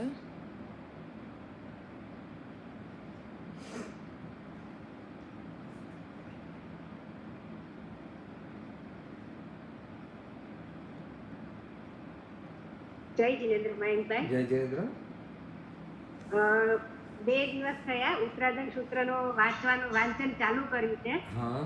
એમાં થોડું મને પૂછવું હતું, ઓલું શબ્દાર્થ અને પરિચય ને હા, એ બધું જ વાંચવાનું કે ખાલી એનો ભાવાર્થ વાંચવાનું? ને તમે ખાલી ભાવાર્થ વાંચો તો બી ચાલશે. અચ્છા, એમાં શબ્દાર્થ છે ને એમાં મૂળ શબ્દ વાંચવાનો કે નહીં વાંચવાનો? હા, એટલે અસ્વાધ્યાય કાળ હોય ત્યારે નહીં વાંચવાનો, સ્વાધ્યાય કાળમાં વાંચી શકાય છે. અચ્છા, બહુ ઇન્ટરેસ્ટ આવ્યો છે 2 દિવસમાં. હા, બહુ 1 સુંદર. કલાક વાંચન ચાલુ છે. સરસ સરસ. Thank you very much. તમારો વાંચણીથી આટલો મને લાભ થયો. આપને ધન્યવાદ છે. આપ સુંદર આરાધના કરો. બસ. થેન્ક યુ, આભાર. જય જિનેન્દ્ર. જય જય. રૂપાબેન શાહ આપને અનમ્યુટ કર્યા છે. जय जिनेंद्र मैंगवाई. જય જિનેન્દ્ર. मैंगवाई, एक तो मुझे है ना संथारा लेने की विधि समझना है, हाँ. एक. और दूसरा, अगर अब घर में कोई बड़े हो या आपको ऐसे लगे ना कि अब इनके हाँ. पास ज्यादा हाँ. समय नहीं है, हाँ. तो हम ऐसे किसी को अगर संतारा दे हाँ. और उनका संतारा किस तरह निर्दोष तरह से सींचे, मतलब इसमें कोई भी दोष वगैरह आदि ना लगे, हाँ. अगर आप उसके बारे में थोड़ा बता सकें. नहीं, संथारा की विधि प्रतिक्रमण के पाठ में है. पश्चिम मारंती आदि का विधि सहित संथारा देने में तो सामायिक की पूरी विधि एक क्षेत्र विशुद्धि कर सकते हैं. क्षेत्र विशुद्धि सामायिक की पूरी विधि विदाउट सामायिक के पाठ, छठा पाठ के सिवाय, वो करके उसके बाद संथारा का पूरा प्रत्याख्यान करा सकते हो. और संथारा लेने के बाद प्रायः किसी प्रकार की सावध्यता का उपयोग न हो, इसका विवेक रखना. और उनका जो भी संथारा के समय जो भी परखना आदि का भी हो, उसका भी जितना विवेक हो सके उतना विवेक रख करके ये विशुद्ध संथारा करने की विधि है. कोई पर किसी भी प्रकार की उसमें सावध्यता एसी पंखा आदि की भी नहीं रख करके अपनी जितनी निर्वद्य हो सके ऐसे निर्वद्य प्रत्याख्यान करा करके उनको संथारा के बाद भी प्राय करके उनको ज़्यादा से ज़्यादा स्वाध्याय आदि सुनाना और पूर्ण भावों की आलोचना करवा देना. किसी से भी कोई वेद विखाद 18 पापस्थानक आदि का सब प्रकार की आलोचना करा करके उनकी निर्लिप्तता कैसे बढ़े, ऐसा वांचन और ऐसी स्वाध्याय उनको कराना, ये संथारा की विशुद्ध विधि कही गई है. प्रतिक्रमण भी करवाना चाहिए. हाँ, करवाना चाहिए. हाँ, उभयकाल प्रतिक्रमण भी करवाना चाहिए. अच्छा, और एक जैसे मैंने सुना है, हाँ. जैसे कि आप एक आज्ञा पत्र लिख सकते हैं. हाँ. मतलब आप कभी भी, मतलब आप कोई भी एज में हो, हाँ. यू कैन राइट कि मुझे मतलब मेरे बात शरीर का या हाँ. किसी भी चीज का हाँ. मेरा कोई ऐसा लेना देना ऐसा कुछ नहीं है और मैं ये सब चीजें वोसराता हूँ, ऐसा कुछ. तो हाँ. वैसा आज्ञा पत्र लिखने की आज्ञा है. ये आज्ञा पत्र लिखना मतलब पोता खुद का एक मनोरथ, ये तीसरा मनोरथ ये आज्ञा पत्र ही है. तीसरा मनोरथ श्रावक का है कि अंत समय आलोयना करूँ संथारो सार, मेरे संथारा करने की भावना है. और आज्ञा पत्र इसलिए लिखा जाता है ताकि अपने संतानों में ये जागृति और संस्कार रहे कि मेरे अंत समय में आप भूलना मत, मुझे भी संथारा करवा लेना. बस ये है आज्ञा. और खुद का अगर ये संकल्प है तो स्वयं भी अंत समय नज़दीक दे करके स्वयं भी संथारा का पचखान ले सकते हैं. और अन्यथा अपने परिवारजनों के लिए एक प्रकार का ऐसा इंस्ट्रक्शंस लिख सकते हैं कि ऐसे समय में मुझे संथारा कराना. उससे खुद के भावना की दृढ़ता और विशुद्धि होती है. ठीक. ठीक. धन्यवाद. जय जय जिनेंद्र. થોડા રિટન ક્વેશ્ચન્સ છે. हाँ. પર્યુષણમાં ભીડ હોય એટલે છોકરાઓને લઈ માતા આવે પણ ભીડમાં અડાઅડી થાય તેથી સામાયિકની મર્યાદા ન કરી શકે, તો ત્યારે સંવર કરવો જોઈએ. સંવરમાં સ્ત્રી અને પુરુષની અડાઅડીનો દોષ ન લાગે. એવું છે કે સંવરમાં તો તમે આગાર સહિત જ સંવર લ્યો છો અને છતાં સામાયિક કરવી જોઈએ. કારણ કે તે વખતમાં લીધેલી સામાયિકમાં આપણે પૂરેપૂરો ઉપયોગ રાખવાનો ટ્રાય કરવું જોઈએ. પ્રાય કરીને દરેક ઉપાશ્રયમાં બાળકો બહેનો સાથે રહેતા હોતા નથી. ભલે એમના બાળકો હોય તો તે જૈન શાળાની અલગ વ્યવસ્થામાં બાળકોને મૂકીને બહેનો પ્રાય કરીને વ્યાખ્યાન સાંભળતા હોય છે. મોટા ભાગના સંઘમાં તો આ જ પ્રકારની વ્યવસ્થા હોય છે. માટે સંગઠનની સંભાવના ખૂબ ઓછી હોય છે. અને છતાં અનાયસે અંજાનાથી કદાચ સંગઠન થઈ બી ગયો તો તે કોઈ સાવધ્યતા નથી. માટે સામાયિક કરવી તે શ્રેષ્ઠ છે. ખાલી સમયની અનુકૂળતા ઓછી હોય તો સામાયિકની બદલે સંવર આદિ કરી દેવું. Okay. If bar vrat taken and not revised in a long time, is there any prayashchit for it? વેલ, પ્રાયશ્ચિત મેં તો એવું છે કે आपके बैंक अकाउंट में लाखों करोड़ों रुपए है, लेकिन फिर भी उस बैंक अकाउंट को आपने 2 साल तक यूज ही नहीं किया है, तो क्या आप ऐसा करते हो? तो कि नहीं, उसका तो हम बराबर अवलोकन करते ही है। इसी तरह अपने व्रतों का अवलोकन रेगुलरली करना चाहिए। यदि नहीं हुआ है तो अभी कर लो, और प्रायश्चित तो अवलोकन में, यदि अवलोकन करने के बाद કોઈ દોષ લાગી ગયો હોય, કોઈ મર્યાદાનું ઉલ્લંઘન થઈ ગયું હોય તો પ્રાયશ્ચિત આવે. બાકી બને ત્યાં સુધી વર્ષમાં 2 થી 3 વાર મિનિમમ દર ચોમાસી પાખીએ પોતાના વ્રતોનું અવલોકન કરવું, તેવો એક નિયમ રાખવો. Okay. Some badhas taken at young age cannot be followed now because of age. Example, if Porsi Badha taken at an early age for lifelong, but now with age cannot be followed. Any prayashchit for it? એનું પ્રાયશ્ચિત તો આવે છે. બને ત્યાં સુધી તો તે પોરસી કરવાના ભાવ રાખવા. ચોવિયારી પોરસી ન થતી હોય તો તિવિયારી પોરસી કરવી. અને છતાં વ્રત પ્રત્યાખ્યાન થઈ જાય તો તે પોરસીની બદલે પ્રાયશ્ચિત તો શું છે? પ્રાયશ્ચિત તો દોષનું હોય. હવે પચખાણ જ ભંગ કરી લેવો છે તો તેનું જે દોષ લાગ્યો છે તે લાગ્યો છે. હવે તમે એની બદલામાં પોરસીની બદલે કંઈ બીજું કરવા માંગતા હો કે હવે હું પોરસી નથી કરતો તો એના પ્રાયશ્ચિતમાં રોજ એક સામાયિક કરીશ, જો આવું કરી શકતા હો તો સારી વાત છે. ઓકે. 20 વિહારમાં ભગવાનનો શાસનકાળ કેટલો? 20 વિહરમાન તીર્થંકરોનો શાસનકાળ કેટલો એવો પ્રત્યક્ષ ઉલ્લેખ તો મળતો નથી, પરંતુ પ્રાય કરીને આ બધાના શાસનકાળો પણ બહુ જ લાંબા કાળના હોય છે.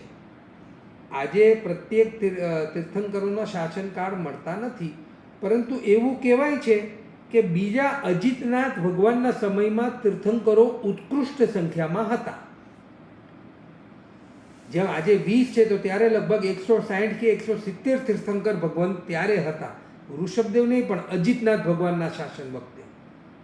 પરંતુ દરેક તીર્થંકરોના શાસનકાળમાં તારતમ્યતા હોઈ શકે છે.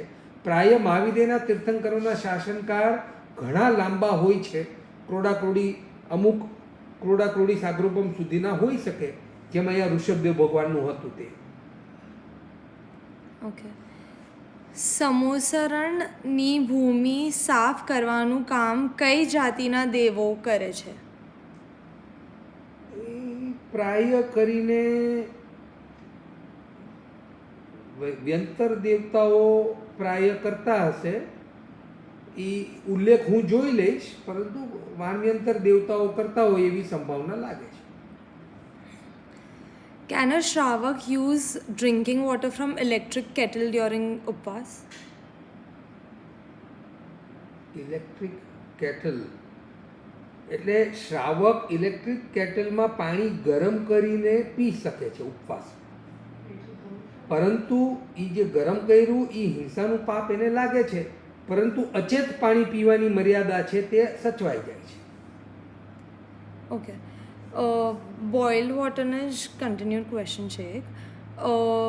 Is it so that boiling in electric kettle invites Chakai Jivni Hinsa and boiling on gas invites only Agni Kaini Hinsa? So then gas boiling is preferable? નો, ઓલામાં પણ અગ્નિકાયની પણ હિંસા છે અને આમાં પણ અગ્નિકાયની હિંસા છે. માટે કેટલ પણ પ્રાય કરીને અગ્નિકાયની હિંસા છે, અને એ ઇલેક્ટ્રિસિટીના પ્રોડક્શનમાં છકાઈની હિંસા થઈ હોય તે ન્યાયે તમે કહેતા હો તે વાત જુદી છે. બાકી પ્રાય તો બંનેમાં અગ્નિકાયની હિંસા રહેલી છે. અને માટે શ્રાવકો બોઇલિંગ કરતાં અચેત પાણી, રખ્યા આદિનું અચેત પાણી પીએ તો એમાં કમસે કમ અગ્નિકાયના હિંસાથી બચી શકાય છે. માટે ધોવણ પાણીની પણ આગમકારોએ વ્યવસ્થા બતાવી છે. ઓકે. એક સામાયિકમાં બીજી ભેળવી હોય તો કેટલો સમય બાકી હોય ત્યારે ભેળવી શકે, અને ત્યારે કયા પાઠ બોલવા જરૂરી છે? બીજી સામાયિકનો સંપૂર્ણ કાળ આવી ગયો ન હોવો જોઈએ, એની પહેલાં ભેળવી લેવી જોઈએ. 5-10 મિનિટ, કમસે કમ 5-10 મિનિટ પહેલાં બીજી સામાયિકના. અને ગયો કાળ ભેળવીને, એટલે દ્રવ્ય થકીનો છઠ્ઠા પાઠથી ભેળવી શકાય છે. દ્રવ્ય થકી, ક્ષેત્ર થકી, કાળ થકી, ગયો કાળ ભેળવીને 2 ઘડીમાં 2 ઘડી ઉમેરીને અને ભાવ થકી આ રીતના પાઠથી ભેળવી શકે છે. Okay. Why is Uvasagaram called Mithyatva, as Uvasagaram is also there in Jain Stuti, and also many Masatiji recite Uvasagaram before reciting Manglik. So how is it Mithyatva? વેલ, આપણે એવું નથી કહેતા કે તે એકાંત મિથ્યાત્વ છે. શ્રાવકની મર્યાદા કે ભાઈ મારે કોઈ ભૌતિકતાની પ્રાપ્તિ માટે કોઈ પણ જાતની ભૌતિકતાની માંગણી મારે આરાધનાના સમયે કરવી નથી. જ્યારે આપણે સામાયિક ઉપાશ્રીમાં ગયા હોય કે સાધનાનું કાર્ય કરતા હોઈએ ત્યારે એકાંત કર્મ નિર્જરાના લક્ષ્યથી અને આપણી સંવર અને નિર્જરાના ભાવોને દ્રઢ કરવા માટે આપણે આરાધના કરતા હોઈએ છીએ. ઉવસગરણ આદિના ભાવો પ્રાય ભૌતિકતા કે મારી તકલીફ દૂર થઈ જાય કે મારી ભૌતિકતાની તકલીફો દૂર થઈ જાય આવા ભાવોથી પ્રાય કરીને સંસારીઓ ઉવસગરણ આદિને ગણતા હોય છે અથવા તો સાંભળતા હોય છે. અને માટે સમજદાર શ્રાવકો માટે કે સમજદાર સાધકો માટે તેવા ભાવથી સાધના કરવી તે યોગ્ય નથી. Okay. There are 63 Shalaka Purush in both Bharat and Airvat Kshetra. In both Avsarpeni and Utsarpeni Kal, how many Shalaka Purush in Mahavide? મહાવિદેયમાં પણ પ્રતિવાસુદેવ પણ છે, તીર્થંકર બી છે, બધા છે. 63 શલાકા પુરુષ ત્યાં પણ છે, પરંતુ તે 63 નથી, શલાકા પુરુષ કહેવાય તેમને. ત્યાં આગળ સંખ્યાતા 63ની નિયમમાં નથી. અહીંયા આગળ 63 એટલા માટે છે કારણ કે એક અવસરપીણી કાળમાં 63 શલાકા પુરુષ થાય છે, માટે 63 કહેવાય છે. બાકી છે તેઓ શલાકા પુરુષ, અને શલાકા પુરુષ મહાવિદેયમાં પણ હોય છે, પરંતુ 63 નહીં, ત્યાં આગળ વધારે હોય છે. Okay. What is Kshetra Vishuddhi? ક્ષેત્ર વિશુદ્ધિ એ એવું છે કે જેમ ખેડૂત ખેતી કરે તો ખેતી કરતાં પહેલાં તે પોતાના આખા ખેતરને પહેલાં એકવાર વિશુદ્ધ કરે. દાણા નાખતા પહેલાં પણ એકવાર એને આખી ખેતીને વિશુદ્ધ કરે, ક્લીન કરે, અને પછી દાણા નાખવાની ખેતી ફરીથી કરે.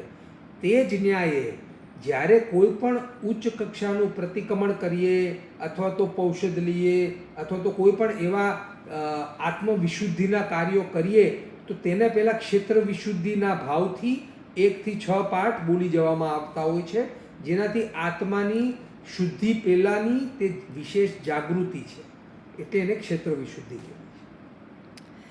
Does all Bharat Kshetra have same Tirthankars? They have 24 તીર્થંકર્સ in one અવસરપીણી. Okay. Bharat and Airvat both. 24 in Avsarpeni and 24 in Utsarpani.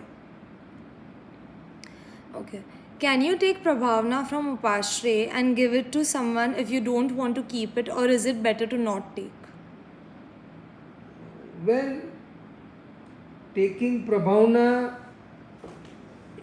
આપણે ધર્મ સાંભળવા ગયા છે અને હું ધર્મ સાંભળવા ગયો છું, એના પારિતોષિક રૂપમાં જો મને કોઈ વસ્તુ પ્રભાવના મળી રહી છે તો ન લઉં તો પણ એક સારા ભાવ છે. અને ભાઈ હવે મારે તો કંઈ લેવાના ભાવ નથી, પણ હવે આ લોકો આપી રહ્યા છે તો લઈને કોકને આપી દીધું તો એ પણ એક પ્રકારનો સારો ભાવ છે. બાકી પ્રાય મેં સામાયિક કરી કે વ્યાખ્યાન સાંભળ્યું એના બદલામાં મારે કાંઈ જોતું નથી એવા ભાવો રાખવા તે શ્રેષ્ઠ છે. Okay. Is one tree considered as one jeev, or each leaf is considered as different jeev? One tree has a ઝાડનું એટલે કે થડનું પણ પોતાનું એક જીવ હોય છે, અને તેના આશ્રય પર ફ્રૂટ્સ અલગ, લીવ્સ અલગ, ફ્લાવર્સ અલગ, શાખા અલગ, ત્વચા અલગ, એમાં પણ અલગ અલગ જીવો છે. પણ ઝાડનું પણ એક સ્વતંત્ર જીવ હોય છે, અને એની નિશ્રયમાં આ બધામાં પણ અસંખ્ય જીવો છે. માટે one tree is a collection of many જીવ. Okay. ઉપવાસમાં ધોવન પાણી પીવે તો ચાલે કે ઉકાળેલું પાણી જ પીવું જોઈએ? ધોવન પાણી પીએ તો ચાલે. ખાલી લાંબા ઉપવાસ કરતા હોય 2, 3, 4, 5 અઠાઈ આદિ કરતા હોય તો પહેલો દિવસ ધોવણ પીવાય છે. ત્યાં કોક માન્યતામાં 3 દિવસ સુધી ધોવણ પીએ છે અને ત્યારબાદ ઉકાળેલું પીવાની એક પ્રકારની વ્યવસ્થા હોય છે. Okay. When they say that Gautam Buddha got enlightenment, what Gnan did he get? Are they referring to Kevad Gnan? Has he gone to moksha? No, we don't believe. I mean, he has. It seems that he has not attained Kevad Gnan. અનેક પ્રકારના જ્ઞાન મિથ્યાત્વીઓને પણ થતા હોય છે. વિભંગ જ્ઞાન આદિથી પણ અનેક ક્ષેત્ર દેખાય, અનેક પ્રકારની બીજી એવી અનુભૂતિઓ થઈ શકે છે. માટે તથા પ્રકારનું કંઈક જ્ઞાન થયું હોય એવી સંભાવના છે, પરંતુ ડેફિનેટલી તેમને કેવળ જ્ઞાન, કેવળ દર્શન નહોતું થયું. Okay. In 32 સ્વાધ્યાય ક્રમ નંબર 11 ઔદારિક શરીર સંબંધીની 10 અસ્વાધ્યાયમાં ફર્સ્ટ અસ્વાધ્યાયનું મિનિંગ એક્સપ્લેન કરશો? અસત્યાય. નેક્સ્ટ પ્રશ્ન કયો છે? ત્યાં સુધી હું ગોતી લઉં. ઇફ સામાયિકમાં એ જો અસ્વાધ્યાયનું નામ છે એમની પાસે? એ લખ્યું નથી, ખાલી એમ છે કે ઔદારિક શરીર સંબંધી છે. નંબર 11. 32 અસત્યાય 264.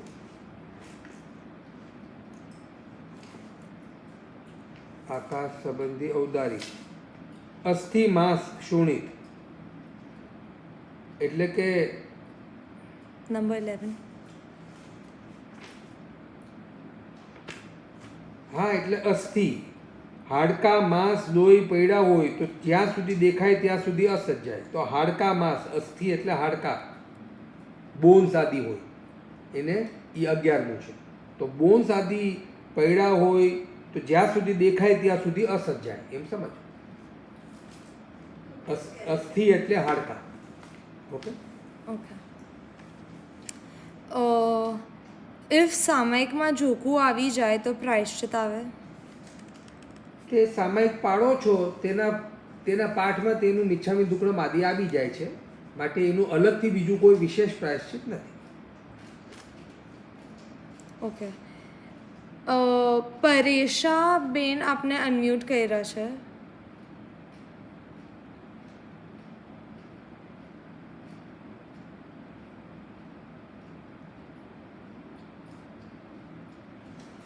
જય જિનેન્દ્ર. જય જિનેન્દ્ર. હા, રાતનું પાણી આપણે જે બનાવીએ છીએ, ગોલન પાણી ચાલે ખાલી રાતથી 1-2 ચમચી નાખી દઈએ એક તપેલામાં, હા, તો એ પાણી આપણે પી શકાય? હા, પી શકાય. તે શસ્ત્ર એટલે બરાબર એનો ફરસ બરાબર લાગી જવો જોઈએ. હા, હાથ ફેરવી નાખીએ આખો અંદર, ગ્લાસ ધોઈને નથી નાખતા. હા હા ચાલે ને? હા, ચાલે. ચાલો, ધન્યવાદ. મીનાઝ આઈપેડ મિનીને અનમ્યુટ કર્યું છે. નમસ્તે. જય જિનેન્દ્ર મયંકભાઈ. જય જિનેન્દ્ર. મારો એક પ્રશ્ન છે કે મને હું સામાયિક કરું ત્યારે મને બહુ ઝોકા આવે છે. માળા ગણું, બાધાપારાની માળા ગણું છું તો એ કુણી માળા ગણાય પછી એક જ ઝોકું તો આવી જ જાય છે. એને માટે મારે શું કરવું? એવું છે કે સામાયિક આદિમાં ઝોકા ન આવે એના માટે આપ જે માળા ગણો છો એની બદલે અનુપૂર્વી ફેરવી. ઓકે. અનુપૂર્વીની વ્યવસ્થા જ એટલા માટે છે કે જેમાં તમારે એકાગ્રતા વધારવી પડે અને તે એકાગ્રતા વધે તો ઓટોમેટિક જોખા આદિ ન આવે. બીજું, બને ત્યાં સુધી જોખા આવતા હોય તો ઊભા થઈ જવું, અથવા તો ઊભા તે માળા આદિ ફેરવવી, અથવા તો ભલે જોખા આવે છે તો એક થોડુંક ચાલીને પાછા ઊભા રહેવું અને અમુક અલગ અલગ આસનમાં બેસવું, નમોસ્થાનોના આસનમાં કે ઈચ્છામી ખમાસનોના આસનમાં. તેવું આવા અનેક પ્રકારો કે ઉપાયો કરવાથી સામાયિકમાં આવતા જોખા આદિને આપણે બને ત્યાં સુધી અટકાવી શકાય છે. અચ્છા, બીજો એક પ્રશ્ન છે કે ધારો કે આપણે સામાયિક કરતા હોઈએ, હમણાં વરસાદની મોસમ છે અને વરસાદ આવતો હોય ને કપડાં બહાર સુકાય તો આપણે કોઈને કહીએ, બોલાવે કે ભાઈ કપડાં બહાર સુકાય છે તમે લઈ જાઓ અને બારી બંધ કરો, તો એમાં હવે એમાં આપણને દોષ તો લાગતો જ હોય ને. હા, એટલે સામાયિકમાં તે મર્યાદા નથી. સામાયિકમાં આવી કોઈ વાતો આપણે કરાય નહીં. હા, પણ એવું હવે કોઈક વાર હમણાં થઈ જાય છે. હા, તો એનું પ્રાયશ્ચિત લઈ લેવાનું. બીજું શું પ્રાયશ્ચિત લેવાય એમાં? એ જ સામાયિક કરી લેવી. ઓકે ઓકે, થેન્ક યુ, ધન્યવાદ. જય જય. જય જય. રૂપાબેન શાહ આપને અનમ્યુટ કર્યા છે. जय जिनेन्द्र मैंग भाई। જય જય. मैंग भाई हमने ऐसा बोला ऐसा है कि तीर्थंकर अवधि ज्ञान के साथ ही जन्म लेते हैं, બરાબર बराबर? બરાબર. तो अवधि ज्ञान क्षेत्र के हिसाब से होता है ना, हाँ, तो उनको जब जन्म होते हैं तब कितने क्षेत्र का होता होगा? काफ़ी बड़ा होता है, ऐसा स्पेसिफिक नहीं बताया है, लेकिन काफ़ी बड़ा अवधिज्ञान होता है. तो मतलब जैसे जैसे वो ग्रो होता है, मतलब बढ़ते हाँ. हैं, दीक्षा वगैरह रहते हैं, तो वो अवधि ज्ञान भी बढ़ सकता है कि जितना रहता है उतना ही रहता है? क्योंकि उसके बाद तो आप सीधा मतलब मन प्रयोग केवल ज्ञान होता है. तो- उनके बाद दीक्षा लेते हैं तब मन प्रयोग ज्ञान होता है चौथा, हाँ, और उसके बाद साधना करने के बाद केवल ज्ञान होता है. तब ये 4 ज्ञान नहीं, फक्त केवल ज्ञान केवल दर्शन होता है. तो प्राय जन्मते ही उनको बहुत बड़ा अवधि ज्ञान होता है, जो दीक्षा लेते समय और केवल ज्ञान के पूर्व फिर वो वार्धिक मतलब बढ़ भी सकता है. दीक्षा लेने के बाद वो अवधि ज्ञान बढ़ भी सकता है. ठीक है, धन्यवाद. जय जय. Thank you. जय जिनेन्द्र. जय जय.